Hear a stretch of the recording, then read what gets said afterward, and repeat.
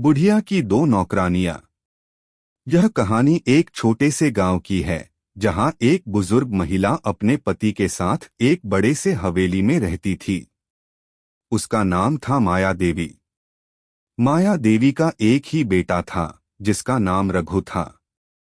रघु की शादी हो चुकी थी और उसकी पत्नी का नाम थी सुमित्रा। रघु और सुमित्रा के बीच अक्सर घरेलू जीवन के झगड़े हुआ करते थे, लेकिन माया देवी ने कभी किसी के झगड़े में हस्तक्षेप नहीं किया। माया देवी का ध्यान मुख्य रूप से घर की देखभाल पर था और उसकी अपनी दुनिया में भी अपनी एक स्थिरता थी।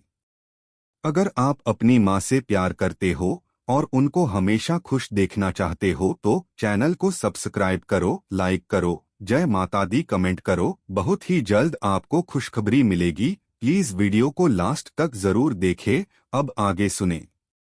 माया देवी की एक आदत थी, वह हमेशा किसी न किसी काम में व्यस्त रहती थीं। यही वजह थी कि उन्होंने दो नौकरानियां रखी थीं, राधा और पार्वती। राधा एक सीधी सादी, मेहनती और ईमानदार लड़की थी, जबकि पार्वती अधिक चालाक और चतुर थी। इन दोनों का माया देवी के घर में अहम स्थान था, लेकिन दोनों के बीच एक गहरी प्रतिस्पर्धा थी।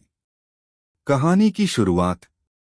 राधा और पार्वती दोनों ही माया देवी के पास काम करने के लिए आई थीं। राधा को देखकर लगता था कि वह एक गांव की सीधी सादी लड़की है, जबकि पार्वती को देखकर लगता था कि वह दुनिया की हर चालाकी जानती है। माया देवी ने पहले राधा को अपने पास रखा था, लेकिन जैसे ही पार्वती आई, उसकी चतुराई और अक्लमंदी ने माया देवी को आकर्षित किया।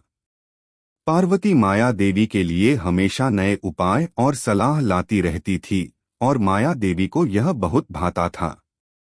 राधा को कभी कभी यह महसूस होता कि पार्वती माया देवी का ज्यादा ध्यान खींच रही है, लेकिन उसने कभी किसी से शिकायत नहीं की।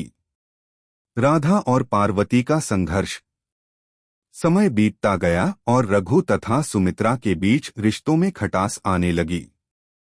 सुमित्रा को यह लगता था कि राधा और पार्वती में से किसी एक को हटाना चाहिए ताकि वह घर की जिम्मेदारियां आसानी से संभाल सके। उसने माया देवी से कई बार इस बारे में बात की, लेकिन माया देवी हमेशा चुप रहती थी। एक दिन सुमित्रा ने पार्वती से एक चालाकी की। उसने पार्वती को कहा, तुम्हें तो माया देवी के पास ज्यादा काम करने का मौका मिलता है, लेकिन अगर तुम चाहो तो मैं तुम्हारे लिए कुछ खास कर सकती हूँ। पार्वती ने उसे उत्सुकता से देखा। कैसा खास? सुमित्रा ने कहा, तुम अगर राधा के खिलाफ कुछ कर सको तो माया देवी का पूरा ध्यान तुम्हारी ओर मुड़ सकता है। पार्वती ने थोड़ा सोचकर अपनी सहमति दे दी। राधा का संघर्ष और अंततः सत्य का खुलासा।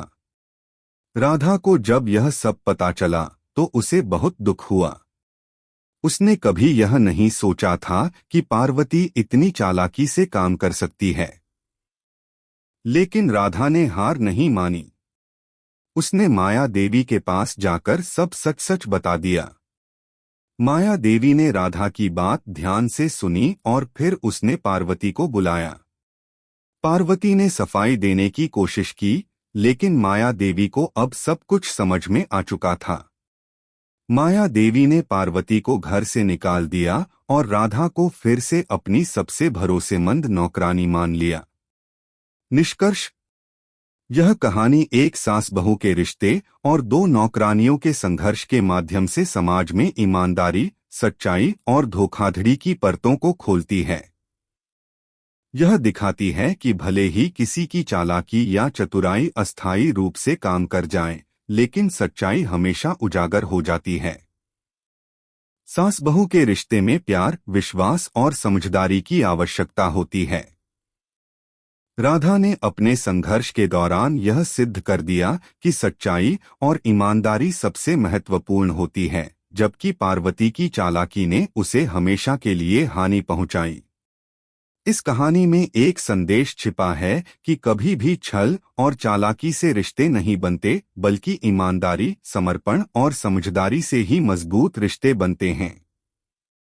कैसी लगी आपको कहानी? प्लीज कमेंट करो, लाइक करो, सब्सक्राइब करो। धन्यवाद।